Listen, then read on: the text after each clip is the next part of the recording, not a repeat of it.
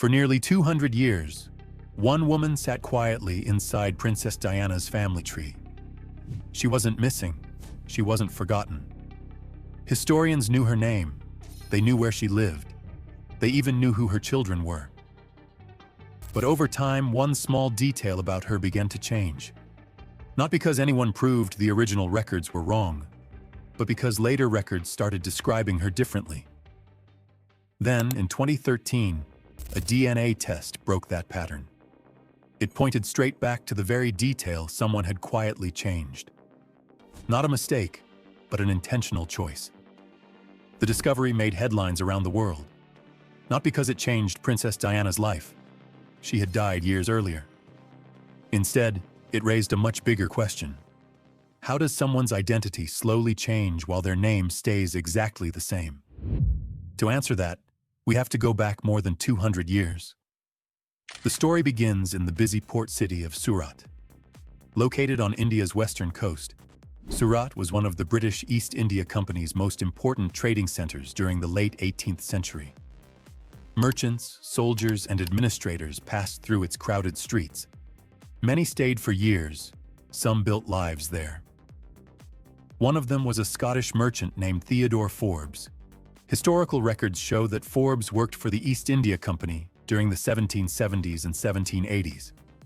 While living in Surat, he formed a long-term relationship with a local woman named Eliza Kewark. Very little is known about Eliza herself. No portrait of her has ever been found. Even basic details about her early life remain uncertain.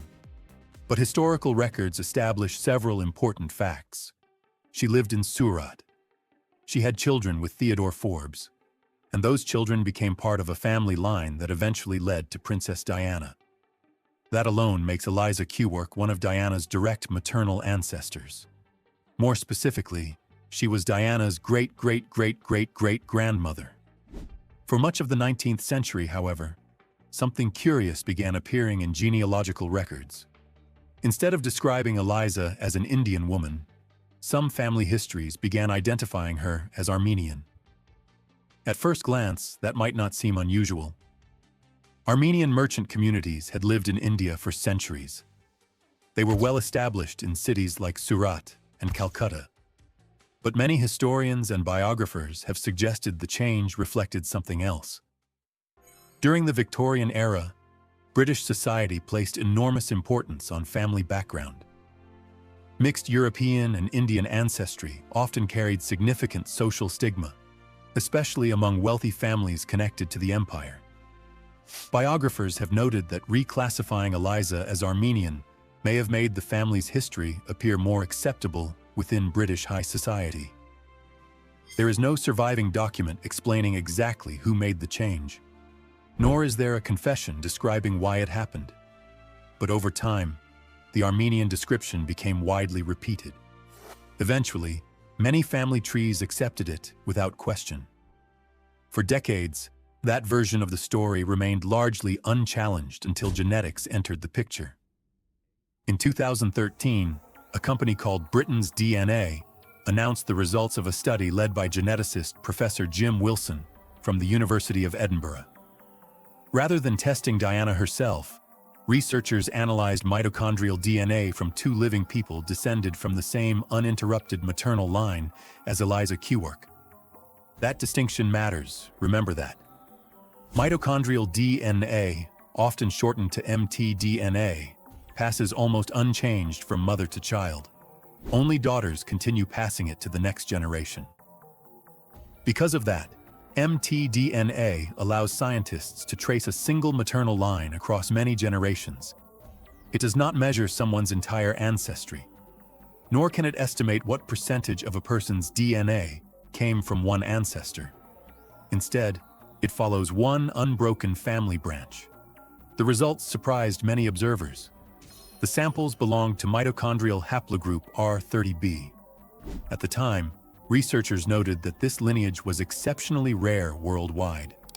Yet among the closest recorded genetic matches, 13 came from India. Only one came from neighboring Nepal. The pattern strongly suggested that Eliza Kewark's maternal ancestry originated in South Asia. It did not prove every detail of her personal identity, but it significantly weakened the long-standing claim that her maternal line was Armenian. For many historians, the DNA evidence fit remarkably well with what earlier historical records had already suggested. The results did not suddenly invent a forgotten ancestor. It simply added independent evidence to a question historians had debated for years. And in doing so, it brought Eliza Kewark back into the conversation. Not as a footnote, but as a real woman whose story had shaped one of Britain's most famous families. However, the findings also came with an important limitation, one that many headlines either ignored or misunderstood. Mitochondrial DNA follows only a single maternal line. It represents just one branch of an enormous family tree. Each generation doubles the number of your ancestors. By the time you go back 7 generations, you have 128 direct ancestors. Go back another few generations, and that number grows dramatically. Eliza Kewark was one of those many ancestors. Her mitochondrial DNA survived because the maternal line continued uninterrupted. But that does not mean her overall genetic contribution remained equally large. Geneticists were careful to explain this point from the beginning. The study did not suggest Princess Diana was part Indian in any meaningful percentage, nor did it imply that her descendants inherited a significant proportion of South Asian DNA. Instead, it identified one continuous maternal lineage stretching back more than 200 years. That distinction matters because the story was never really about percentages. It was about identity and about how historical records sometimes reflected social pressures more than historical reality. During the height of the British Empire, relationships between European men and Indian women were far from unusual, especially among East India Company employees stationed overseas. Many children were born from these relationships. Some families openly acknowledged them. Others quietly distanced themselves over time. Historians have documented numerous examples of genealogies becoming Europeanized across generations. As families climbed the social ladder, uncomfortable details sometimes disappeared from official records. Names changed. Occupations changed. Ethnic backgrounds became simplified or disappeared altogether. Whether that is exactly what happened with Eliza Kewark can never be proven with complete certainty. No surviving document explains why later records identified her differently, but biographers and historians have long regarded the change as consistent with broader Victorian attitudes toward mixed heritage. The 2013 DNA findings gave those historical questions renewed attention. Interestingly, the announcement also sparked another conversation. Many people assumed DNA could answer every historical question with absolute certainty.